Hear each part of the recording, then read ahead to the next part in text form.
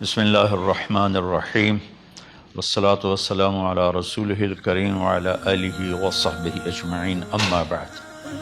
میرے محترم بھائیوں، بہنوں، بچوں، بچیوں، عزیزوں، جاننے والے، نہ جاننے والے،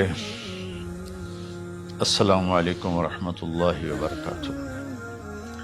کچھ دنوں سے میں قرآن سے اللہ کی پسندیدہ ہستیاں کون ہیں، کہ اللہ کس کو پسند کرتا ہے، ولی دوست کو کہتے ہیں، تو اللہ کا دوست کون ہے؟ وہ یہ کوئی وراثتی چیز نہیں ہے کہ ایک بڑے اولیاء اللہ تھے تو اب ان کا بیٹا بھی انہی جیسا ہوگا۔ ہمارے یہاں وراثت چلتی ہے کہ بڑے بزرگ کا بیٹا بھی بزرگ بن جاتا ہے، چاہے وہ کلین شیو ہو، وہ لوگ اس کے پاؤں چوم رہے ہوتے ہیں، جہالت ہے۔ تو آج میں تھوڑا سا سورہ بنی اسرائیل ہے، اس میں بھی سارے اخلاق بیان ہوئے۔ میرے بھائی بہنوں، ایمان لانے کے بعد انسان بنتا ہے، اور اس کے بعد اس کی قیمت، اس کا بڑا پن، اس کی وجاہت، اس کی شرافت، وہ پیسوں سے نہیں ہوتی۔ پیسوں سے انسان مالدار تو ہو جاتا ہے، بڑا نہیں بنتا، بڑا نہیں بنتا۔ ہمارا علم غلط ہو گیا۔ بڑا بڑا بندہ جے بول دیا 3 ملن، یہ 200 مربع، یہ نوابہ فلانا ہے، نوابہ فلانا ہے۔ میرے بھائیو، یہ بالکل غلط علم ہے۔ بڑا وہ ہے جسے اللہ پسند کرے، بڑا وہ ہے جو میرے نبی کی زندگی کے پیچھے چلے، بڑا وہ ہے جس سے اللہ تعالیٰ راضی ہو جائے، باقی سب چھوٹے چھوٹے ہیں۔ تو آج ایک تیسری جگہ سے میں کچھ باتیں قرآن سے عرض کروں گا، جن کا تعلق ہمارے ایمان سے بھی ہے، اخلاق سے بھی ہے۔ وہ ہے بسم اللہ الرحمن الرحیم، وَقَضَىٰ رَبُّكَ أَلَّا تَعْبُدُوا إِلَّا إِيَّاهُ بِالْوَالِدَيْنِ إِحْسَانًا إِمَّا يَبْلُغَنَّ عِندَكَ الْكِبَرَ أَحَدُهُمَا أَوْ كِلَاهُمَا فَلَا تَقُل لَّهُمَا أُفٍّ وَلَا تَنْهَرْهُمَا وَقُل لَّهُمَا قَوْلًا كَرِيمًا وَاخْفِضْ لَهُمَا جَنَاحَ الذُّلِّ مِنَ الرَّحْمَةِ وَقُل رَّبِّ ارْحَمْهُمَا كَمَا رَبَّيَانِي صَغِيرًا۔ یہ بہت بڑا مضمون ہے۔ اللہ نے قرآن بھر دیا والدین کے خدمت کے لیے، والدین کی اطاعت کے لیے، والدین کی ماننے کے لیے۔ پہلا جملہ ہے اور تیرے رب نے فیصلہ کیا، ایک مطلب۔ دوسرا، اور تیرے رب نے حکم کیا کہ بندگی صرف اللہ کی ہے، بندگی صرف اللہ کی ہے۔ عبد اسے کہتے ہیں جو ہر بات پہ سر جھکا دے، عبد اسے کہتے ہیں جو ہر بات پہ بچھ جائے، اس کو عبد کہتا ہے۔ تو اللہ کہہ رہا ہے میرے بندو، میرا ایک فیصلہ ہے اور میرا ایک حکم ہے، میرے سوا نہ تمہارا ہاتھ کسی کے آگے پھیلے، نہ تمہاری گردن کسی کے آگے جھکے۔ ایک دوسرے سے مدد لینا، اس کو ایک دوسرے کی تعاونوں میں آ جاتا، تعاونوا علی البر والتقوی، ایک دوسرے کا ساتھ دو، ایک دوسرے کی مدد کرو۔ میرے نبی قرضہ اٹھاتے تھے۔ میرے نبی جب انتقال ہوا تو آپ کی زرہ 9 وسق پر، وسق 5 من کا ہوتا ہے، تو وہ جو کے بدلے آپ نے زرہ رکھوائی تھی کہ جب میں تمہیں ادا کروں گا زرہ لے لوں گا، اور آپ کا انتقال ہو گیا، آپ زرہ اپنی واپس نہیں لے سکے۔ وہ چیزیں جن کا تعلق صرف اللہ کی ذات سے ہے اور کوئی نہیں کر سکتا، اس میں صرف اللہ کے آگے ہاتھ پھیلا، جیسے ہم کہتے ہیں مدد، نصرت۔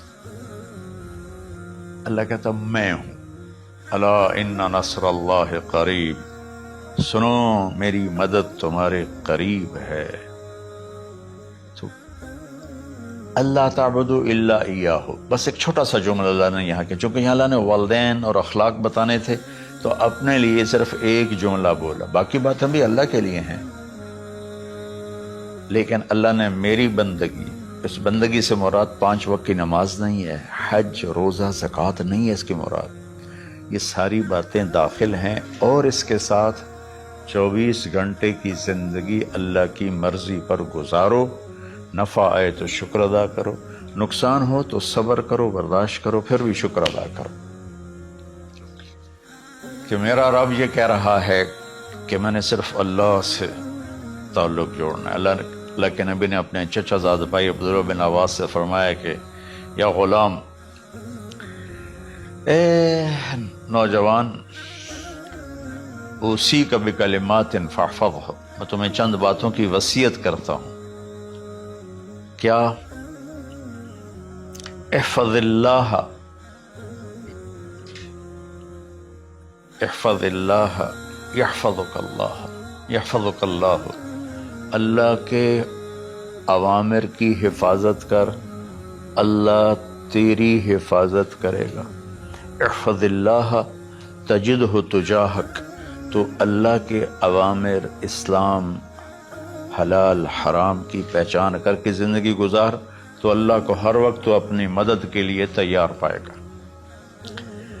اور لمبی حدیث ہے، بنا عشاء کی نماز کا وقت ہو رہا ہے، اس میں وہ جملہ جو اس میرے مضمون سے متعلق ہے، وَإِذَا سَأَلْتَ فَاسْأَلِ اللَّهِ، جب بھی مانگو اللہ سے مانگو، جب بھی مانگو اللہ سے مانگو، اللہ کے سوا کوئی دینے والا نہیں ہے، صرف اللہ ہے دینے کے لیے۔ وَإِذَا اسْتَعَنْتَ فَاسْتَعِنْ بِاللَّهِ، اور جب مدد کے لیے ہاتھ اٹھاؤ تو صرف اللہ کو پکارو، جب ضرورت حاجت کے لیے، مدد کے لیے ہاتھ اٹھاؤ تو اپنے اللہ کو پکارو۔ تو یہ حدیث کی بات بھی ہے اور یہ قرآن کی بات بھی ہے۔ اس کے بعد آگے اللہ کہتا ہے وَبِالْوَالِدَيْنِ إِحْسَانًا، اور اپنے والدین کے ساتھ احسان کرو۔ احسان کا کیا مطلب ہے؟ اللہ آگے اسی کی تشریح کر رہا ہے۔ ویسے احسان کا مطلب عربی میں ہوتا ہے، یہ جو ہمارا اردو کا احسان ہے، میں تیرے تے احسان کیتا تو ہوں میں نالے کی کر رہے ہیں، یہ بھی مطلب ہے، لیکن احسان کا اصل مطلب ہوتا ہے، احسان حسن سے ہے، حسن، حسن سے الف، 2 الف ملے اور احسان بن گیا۔ احسان کا مطلب ہوتا ہے کسی بھی کام کو جو دنیا کا ہے، دین کا ہے، اس سے انتہائی خوبصورت طریقے سے کرنا ہے۔ جیسے کسی دلہن کا میک اپ ہوتا ہے نا، تو 5-6 گھنٹے 4 گھنٹے کے بعد وہ کہتی ہے، جو ہوتی ہے اس کا میک اپ کرنے والی، کہ جی بس یہ مکمل ہو گیا ہے اور اب اس سے آگے نہیں ہے۔ تو آخری انتہا، اچھائی کی آخری انتہا پر پہنچ کے کام کرنے کو احسان کہتے ہیں۔ تو میرا اللہ کہہ رہا ہے میرے بندو، اپنے والدین کے ساتھ وہ کرو کہ جو بھلائی کی، خدمت کی، ماننے کی آخری حد ہے۔ سبحان اللہ۔ وبالوالدین احسان، بالوالدین پہلے ہے، احسان بعد میں ہے۔ اللہ تعالیٰ نے باقی سب کو پیچھے کر کے فرمایا کہ دیکھو خاص طور پہ ماں باپ کے ساتھ وہ رویہ کرو کہ ان کے دل سے دعائیں نکلیں۔ چند دن پہلے ایک والد یوں ہاتھ اٹھا کے کہہ رہا تھا اپنے بیٹے، اکلوتا بیٹا، میں منگنا اللہ کو لو، اللہ تینوں چاہ لگے۔ باپ بیٹے کے لیے یہ دعا مانگ رہا تھا اور بیٹا اکیلا ہے، یہ بد دعا باپ کر رہا تھا۔ تو بھائیو، ایسی اولاد نہ بنو جس ماں نے پیٹ میں 9 مہینے اٹھایا، پھر جننے کی تکلیف برداشت کی۔ ایک شخص آیا حضرت عبید بن عمیر کے پاس کہ حضرت میں نے ماں کو اپنے کندھے پہ بٹھا کے پیدل حج کرایا ہے، مینا لے گیا، عرفات لے گیا، مزدلفہ، پھر مینا، پھر مکہ، تو کیا میں نے ماں کا حق ادا کر دیا؟ میں نے فرمایا ولا تلقۃ واحدہ، بیٹا ابھی ایک تلقہ کا حق بھی ادا نہیں ہو۔ تلقہ کسے کہتے ہیں؟ جب بچہ پیدا ہونے کا وقت آتا ہے تو ماں کو دردوں کی لہریں اٹھتی ہیں، وہ اتنی خوفناک ہوتی ہیں کہ ماں چیخ چیخ کے رہ جاتی ہے، اور بعض اوقات ڈلیوری لیٹ ہو جاتی ہے تو وہ تڑپتی ہے، روتی ہے۔ وہ جو لہریں ہیں نا پیٹ میں آتی ہیں جاتی ہیں، آتی ہیں جاتی ہیں، ایک لہر جو درد کی اٹھتی ہے اس کو کہتے ہیں طلقہ۔ میں قربان جاؤں، انہوں نے فرمایا بیٹا ابھی تیری ماں نے جو تجھے جنا تھا اس وقت جو تجھے درد، وہ تیری ماں نے درد کی لہریں برداشت کی تھی، اس میں سے ایک لہر کا بھی حق ادا نہیں ہوا، یعنی کہ حق ادا ہو ہی نہیں سکتا۔ یہ مطلب کہ حق ادا ہو ہی نہیں سکتا کہ بیٹا ابھی ایک کا بھی نہیں۔ پھر حضرت عبداللہ بن عمر سے ایک شخص نے پوچھا کہ اچھا یہ جو آدمی تھا یہ خراسان، یہ ایران میں ہے اور افغانستان میں، یہاں سے ماں کو پیدل کندھے پہ بٹھا کے مکے پہنچا تھا، اندازہ لگا اس نے کتنی مشقت اٹھائی۔ اور عبید اللہ بن عمیر کہتے ہیں بیٹا ابھی ایک لہر کا حق ادا نہیں ہوا۔ یہی سوال حضرت عبداللہ بن عمر سے کیا ایک شخص نے کہ حضرت میں نے اپنی ماں کو حج کرایا ہے، سارا میں نے پیدل کرایا ہے اور کندھے پہ اٹھا کے کرایا ہے، تو کیا میں نے ماں کا حق ادا کر دیا؟ وَلَا زَفْرَةً وَاحِدًا وَلَا زَفْرَةً وَاحِدًا۔ ہائے ہائے، کہ بیٹا تیری ماں نے تجھے پالتے ہوئے جو تھک تھک کے لمبے لمبے سانس لیے، ہوکے بھرے، ابھی ایک ہوکے کا حق بھی ادا نہیں ہوا، یعنی حق ادا ہو ہی نہیں سکتا۔ تو احسان کے آگے تشریح آ رہی ہے۔ تو آج میں صرف اتنی بات کروں گا کہ میرے بھائیوں، میری بہنوں، میرے بچوں، میری بچیوں، اللہ کے واسطے ماں باپ کو دکھ نہ دینا ورنہ اللہ بھی ناراض ہو جائے گا۔ چند دن پہلے ایک بچہ بچی میرے پاس آئے، دونوں میڈیکل سٹوڈنٹ تھے، کہنے کہ ہم شادی کرنا چاہتے ہیں۔ تو بچی نے کہا جی میرے والدین ناراض ہیں، وہ نہیں، اس رشتے پر راضی نہیں ہیں۔ تو میرے باپ کہتے ہیں اگر تو نہیں یہاں رشتہ کیا تو تیری میری ایک درمیان ایک خط آئے، کھچ جائے گا خلیج، ہم اس پار نہیں آئیں گے تو اس پار نہیں آئے گی۔ میں نے کہا بیٹی جس ماں نے تجھے 9 مہینے پیٹ میں پالا، 2 سال تجھے دودھ پلایا، تیری پوٹیاں پیشاب صاف کیا، تجھے پیمپر باندھے، تجھے اٹھ اٹھ کے راتوں کو اپنی چھاتی سے دودھ پلایا، کیا اب اس کا اتنا بھی حق نہیں کہ تم اس کی رائے کا احترام کرو؟ اتنا بھی حق نہیں ہے؟ تو میں نے کہا بیٹا میری کوئی رائے نہیں ہے، تو اگر تیرے ماں باپ راضی ہیں تو بسم اللہ ضرور کر، اگر راضی نہیں ہے تو دیکھو موت تک تجھے ماں باپ کی دعا نہیں ملے گی، اور ماں باپ کی دعا نہ ملی تو کچھ بھی نہیں ملے گا۔ تو بھائیو دوستو، خاص طور پر آج کے کالج کے نوجوان بچے بچیاں یہ ماں باپ کے ساتھ بہت بدتمیزی کرتے ہیں، چونکہ اس میں والدین کا پہلا قصور ہے کہ انہوں نے ان کو دین نہیں سکھایا۔ بچپن میں انگلش میڈیم سکول، پھر او لیول، پھر اے لیول، تو انہیں کیا پتہ ماں کون ہے باپ کون ہے۔ ایک پرانی بات ہے، ایک شخص اپنے بیٹے کو لے کر آیا کہ یہ میرا بچہ ہے اور یہ فلاں جگہ شادی کرنا چاہتا ہے اور ہم میں سے کسی کی رائے نہیں ہے اور یہ مانتا نہیں ہے، اور اس کے ساتھ اس نے نا دھاڑے مار کے رونا شروع کیا۔ تو میں نے بچے کو دیکھا تو یوں کر کے بیٹھا تھا، اس کا باپ رو رہا ہے، ہچ کیوں تو ایسے بیٹھا ہوا۔ تو مجھے اچانک خیال آیا، میں نے کہا شیخ صاحب اس کو کہاں پڑھایا تھا؟ کہا جی امریکن اسکول۔ میں نے کہا اس کے بعد؟ کہ جو اس کے بعد آسٹریلیا بھیجا تھا مزید تعلیم کے لیے۔ کہ شیخ صاحب اس بچے کا کوئی قصور نہیں، آپ کا قصور ہے، اس کو تو پتہ ہی نہیں میری ماں کیا ہے میرا باپ کیا ہے۔ ایک ہماری تہذیب تھی وہ ختم ہو گئی ہے، اس میں علم نہیں بھی تھا تو ماں باپ کا۔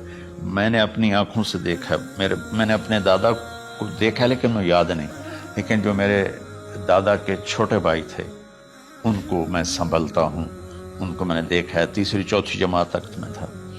61 میں ان کا انتقال ہوا، میری 9 سال عمر تھی، تو 8 سال۔ ان کے بیٹے جوان تھے، اور ڈیرے میں جب وہ بیٹھتے تھے تو ان کے بچے ان کے سامنے نہیں بیٹھتے تھے، ان کی پیٹھ کے پیچھے بیٹھتے تھے. اتنا ادب تھا، حالانکہ چاروں کے چاروں دین نہیں جانتے تھے. تہذیب تھی، ثقافت تھی، جو آج کی تہذیب نے ہم سے سب کچھ چھین لی. اب بھی آپ جاؤ بیٹا تھر پارکر میں گیا ہوں 2-3 دفعہ، اور وہاں مسلمان نہیں ہندو عورتیں جب گاڑی گزرتی ہے تو گھونگھٹ کو نیچے کر لیتی ہیں، اپنا چہرے کو فوراً چھپا لیتی ہیں. تو خیر بہرحال میں نے کہا شیخ صاحب اس بچے کا قصور نہیں، آپ کا قصور ہے. تو میرے بچوں، اپنے ماں باپ کو خوش کرو، راضی کرو.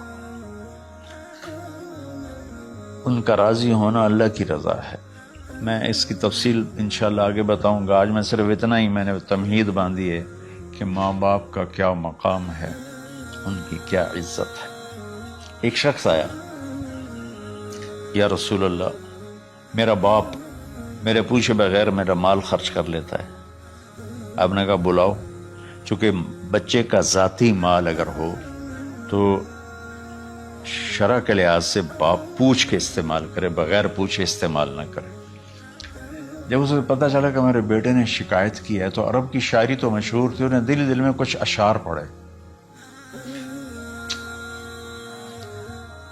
جو آیا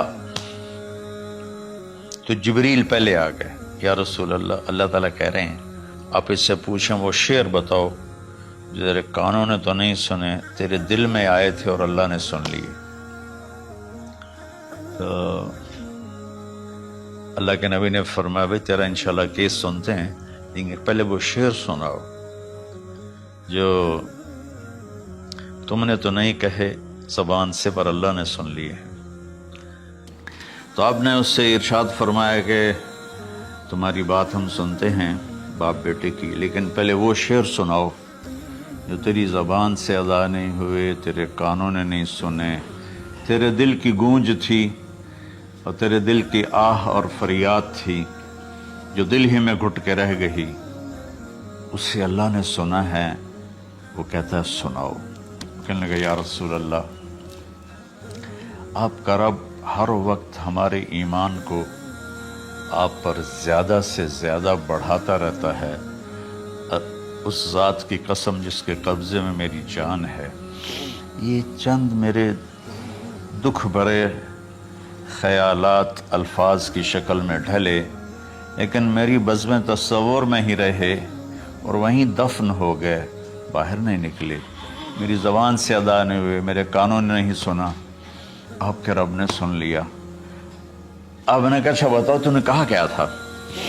تم نے کہا جی میں نے بچے کی جب سنی شکایت میری کی ہے تو میں نے کہا تھا غضوتک مولودا وعلتک یافعا تعل بما اجنی علیک وتنہل واذا ضاقتک بالسقم لیلۃ لم ابت لسقمک الا ساہرا اتململ کأنی انا المتروک دونک بالذی ترکت به دونی وعینی تحمل تخاف الرضا نفسی علیک وإنها لتعلم أن الموت وقت مؤجل فلما بلغت السن والغاية التي إليها مدى ما فيك كنت أؤمل جعلت جزائي غلظة وفظاظة كأنك أنت المنعم المتفضل فليتك إن لم ترع حق أبوتي فعلت كما الجار المجاور يفعل فأوليتني حق الجوار ولم تكن علي بمال دون مالك تبخل. میں بھی ترجمہ کرتا ہوں. اس کا میرے نبی پر کیا اثر ہوا کہ آپ کے ٹپ ٹپ آنسو گر رہے تھے اور آپ کی داڑھی آپ کے آنسوں سے تر ہو رہی تھی. یہ اتنا فصیح کلام ہے کہ عربوں کو بھی پسینہ آ جائے گا ترجمہ کرنے کے لیے. تو میں تو عربی نہیں ہوں، لیکن یہ فخر تو حاصل ہے، بھلے ہیں یا برے ہیں 2-4 قدم ہم بھی تیرے ساتھ چلے ہیں. کچھ عرصہ اہل علم کی محفلوں میں بیٹھے، کچھ زبان کی شناسائی ہوئی، تو میں اپنی کم مائگی کے ساتھ اس کا ترجمہ کروں گا. وہ کہتا ہے غزوتک مولودا وعلتک یافعا. تعل بما اجنی علیک و تنحل، میرے بیٹے جس دن تو پیدا ہوا ہم نے اپنے لیے جینا چھوڑ دیا، ہوئے ہوئے ہوئے ہوئے، ہم تیرے لیے جیے۔ تیری ماں تجھے دودھ پلاتی تھی، میں تیرے لیے روٹی کے نوالے لاتا تھا، میری ساری کمائی پہلی اور آخری سب تیرے اوپر لگتی تھی۔ تجھے خوش دیکھتے تھے تو خوش ہوتے تھے، تجھے روتا دیکھتے تھے تو ہم روتے تھے۔ وَإِذَا ذَاقَتْكَ بِالسُّقْمِ لَيْلَةً لَمْ أَدْلِ سُقْمَكَ إِلَّا سَاهِرًا أَتَمَلْمَلُ، جب تو کبھی بیمار ہو جاتا تھا تو تیرے سرانے بیٹھ کر ہم ساری رات روتے تھے اور دعائیں کرتے تھے، یا اللہ ہمارے بچے کو بچا لے، ہمارے بچے کو صحت دے دے۔ اس تڑپ میں ساری ساری رات میں جاگتا تھا، تیرے لیے میں نے اپنا سب کچھ لگا دیا، اپنے لیے جینا چھوڑ دیا، اپنی خواہشات کو دبایا، تیری ہر خواہش کو پورا کیا، تجھے مسکرانے کے لیے، تجھے ہنسانے کے لیے میں دھکے دھوڑے کھاتا رہا، کبھی گرمی لو کی جھلسا دینے والی ریت اور کبھی سردی کے سرد ہوا کے تھپیڑے، لیکن میں ان دونوں سے گزرتا ہوا تجھے پالنے کی خاطر اپنے آپ کو کھپاتا رہا۔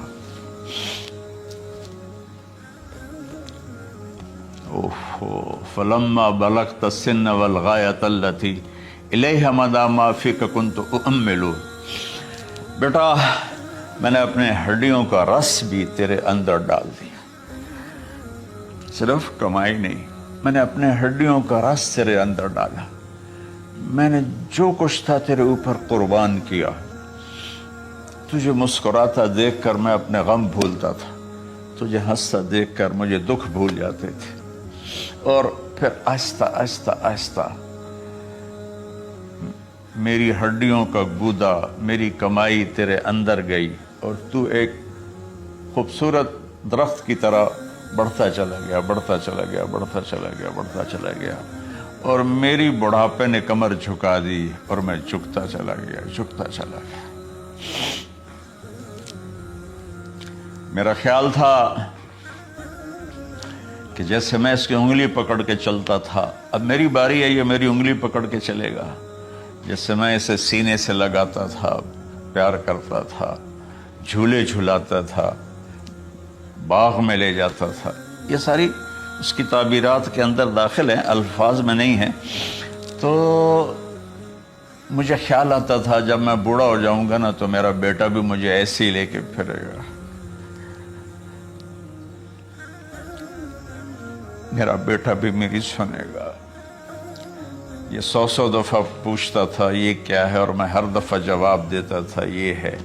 تو اب میں بوڑھاپے میں اس سے بات کروں گا، یہ میری بات سنے گا، میں اس کو نوالے کھلاتا تھا، یہ مجھے روٹی کھلائے گا، میں اس کا انگلی پکڑ کے چلتا تھا، یہ میرا ہاتھ پکڑ کے چلے گا۔ میری کمر بڑھاپے نے جھکا دی اور میں ایک خشک پیڑ کی طرح ہو گیا، اور جوانی نے تیری کمر کو سیدھا کیا اور تو ایک تر و تازہ درخت بن گیا۔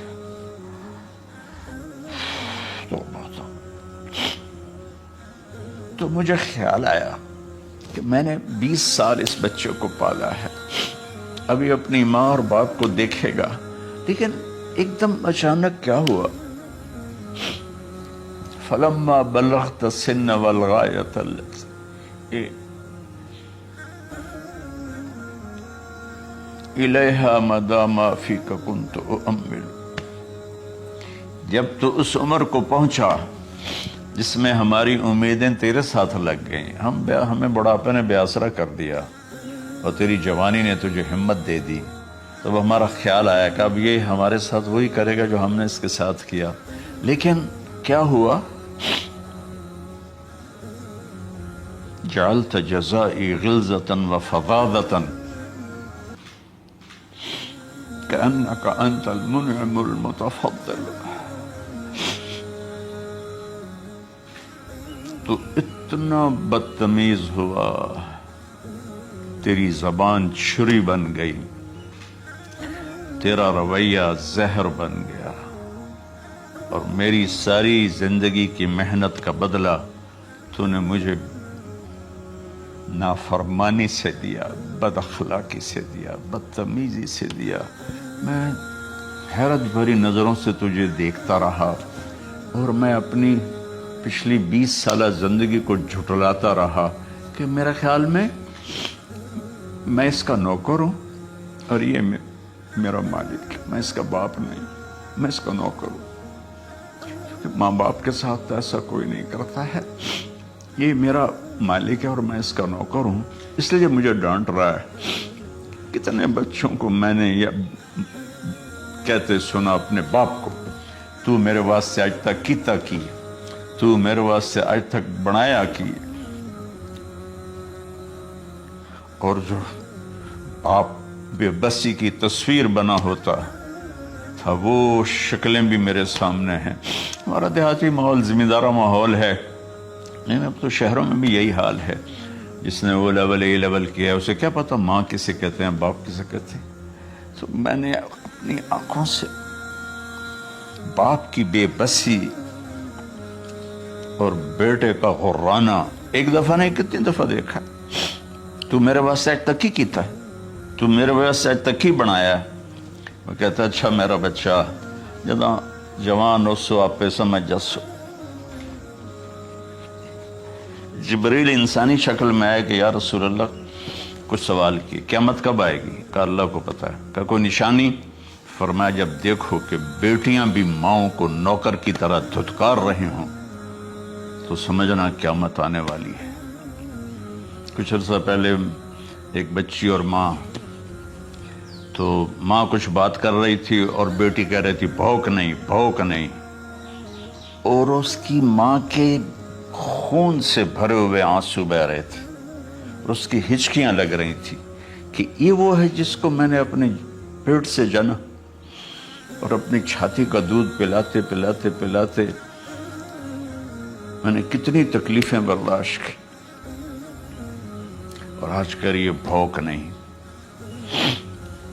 تو کمال کے اشعار میں سوچ رہا ہوں جب میرا یہ حال ہے 1400 سال بعد کہ میرے آنسو نہیں رک رہے، تو اللہ کے نبی تو زارو قطار روئے تھے، داڑھی آنسوں سے تر ہو گئی تھی۔ کہا بیٹا جب تو نے میری ساری زندگی کی محنتوں کا بدلہ بدتمیزی سے دیا، گالی گلوچ سے دیا، دھکے دے کر باپ کو گھر سے نکال دیتے، تو بیٹا میں یہ سمجھا کہ تو نے ایک خواب دیکھا تھا، تو نے ایک خواب دیکھا تھا کہ تو باپ ہے اور یہ بیٹا ہے۔ اصل حقیقت یہ ہے کہ یہ مالک ہے اور میں نوکر ہوں۔ پھر آگے کہتا فَلَيْتَكَ إِن لَمْ تَرَ حَقَّ أُبُوَّتِي فَعَلْتَ كَمَا الْجَارُ الْمُجَاوِرُ يُفْعَلُ۔ اچھا چلو بیٹا تو نے مجھے باپ تو نہ سمجھا، چلو ایک پڑوسی سمجھ لو۔ عرب میں پڑوسی کا بہت خیال کیا جاتا تھا، اور یہ عرب کی شان تھی کہ اپنے پڑوسی کو وہ عزت دیتے تھے جو اپنے گھر میں ایک دوسرے کو عزت دیتے تھے۔ تو اس نے پھر اس کی طرف اشارہ کیا کہ اگر میں تیرا باپ نہیں ہوں، تیرے رویوں کو دیکھ کر تو یہی لگتا ہے کہ میں تیرا نوکر ہوں، تو میرا مالک ہے، تو چلو اتنا تو کر دے جتنا ایک پڑوسی کے ساتھ کرتا ہے۔ فَأَوْلَيْتَنِي حَقَّ الْجِوَارِ وَلَمْ تَكُنْ عَلِيَّ مِنْ دُونَ مَالِكَ تَبْخَلُ۔ تو پڑوسی پر تو عرب خرچ کرتے ہیں، تو بھی تھوڑا سا میرے اوپر خرچ کر دیتا ہے اور تو بخیل نہ بنتا، اور میرے خوابوں کو چکنا چور کر دیا، میری امیدوں پر پانی پھیر دیا، میرے بڑھاپے کو ذلت اور رسوائی میں بدل دیا۔ اچھا میرا پتر جا خوش رہو۔ ماں باپ کہاں بد دعائیں کرتے ہیں۔ تو میرے نبی کی آنکھوں سے آنسو، یہ ساری داڑھی تر ہو گئی، تو آپ نے اس کے بچے کو گریبان سے پکڑا اور جھٹکا دے کر دھکا دے کر دفع ہو جا، انت ومالک لابیک، تو اور تیرا سب کچھ تیرے باپ کا ہے۔ حضرت علی رضی اللہ تعالیٰ عنہ سے کسی نے پوچھا کہ آپ کے بیٹے حسن کیسے بیٹے ہیں؟ کہا حسن میرا وہ بیٹا ہے کہ جب میں چلتا ہوں تو میرے آگے نہیں چلتا، میرے پیچھے چلتا ہے۔ جب کہیں بیٹھنے کا موقع آتا ہے تو یہ پہلے نہیں بیٹھتا، پہلے مجھے بٹھاتا ہے، پھر خود بیٹھتا ہے۔ جب کھانے پر بیٹھتے ہیں تو یہ روٹی کی طرف ہاتھ نہیں بڑھاتا جب تک میں نہ بڑھاؤں، یہ سالن کی طرف ہاتھ نہیں بڑھاتا جب تک میں نہ بڑھاؤں۔ میں کمرے میں ہوں تو یہ چھت پہ نہیں چڑھتا کہ میرے باپ کی بے ادبی ہو جائے گی۔ میں حالانکہ چھت پہ چڑھنا ضرورت کے لیے ہوتا ہے، لیکن قربان جائیں اہل بیت کے ایسے ہی اخلاق ہوتے ہیں، آل رسول ایسے ہی ہوتے ہیں۔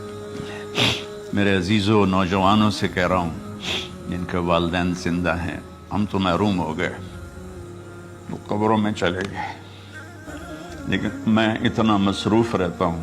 اب یہ کرونا کی وجہ سے گھر میں بیٹھے ہوئے ہیں، یعنی میری زندگی ایسے پہیے کی طرح گھومی ہے، اور پھر دل کی تکلیف، پھر اس کے ساتھ سر کا درد شدید۔ اس کے باوجود میں روزانہ 10 نفل اپنے باپ کے لیے پڑھتا ہوں، 10 نفل اپنی ماں کے لیے پڑھتا ہوں، 4 نفل اپنی خالہ کے لیے پڑھتا ہوں، کہ ساری زندگی سجدوں میں سر رکھ کے اس کا ثواب ماں باپ کو پہنچاؤں، تو ماں باپ کا حق ادا نہیں ہو سکتا۔